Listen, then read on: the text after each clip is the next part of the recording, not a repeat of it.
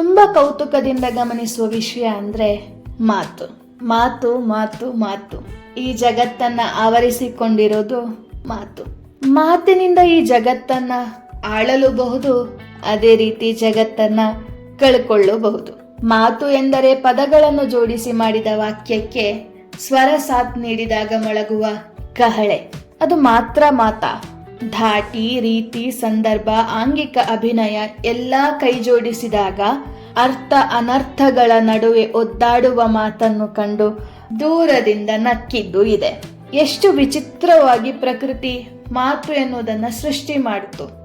ಅತಿ ಹೆಚ್ಚು ವಿಧವಾದ ಸ್ವರಗಳನ್ನ ಜೋಡಿಸಬಲ್ಲ ಮನುಜನೇ ಭಾಷೆಯನ್ನು ಬೆಳೆಸಿದ. ಆದರೆ ಅದೇ ಸ್ವರಗಳು ಅವನನ್ನು ಅದೆಷ್ಟೋ ಬಾರಿ ಇಕ್ಕಟ್ಟಿಗೆ ಸಿಕ್ಕಿಸಿದ್ದು ಇದೆ.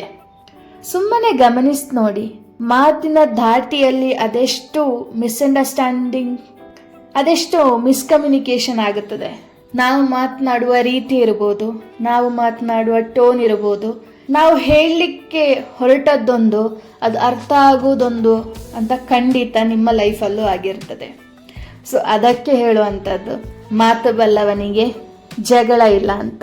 ಮಾತು ಕಲೀಲಿಕ್ಕೆ ಒಂದು ಜೀವನ ಇದ್ರೆ ಖಂಡಿತ ಸಾಧ್ಯ ಇಲ್ಲ. ನಾವೆಷ್ಟು ದಿನ ಇದ್ದೇವೋ ಅಷ್ಟು ದಿನ ಹೇಗೆ ಮಾತನಾಡೋದು ಅನ್ನೋ ರಿಸರ್ಚ್ ನಮ್ಮೊಳಗೆ ನಡೀತಾನೆ ಇರ್ತದೆ. ಜೀವನದ ಉದ್ದಕ್ಕೂ ನಾವು ಮಾತನಾಡಲು ಕಲಿತಾನೆ ಇರ್ತೀವಿ. ಇದು ಮಾತು ಮಾತು ಮಾತು.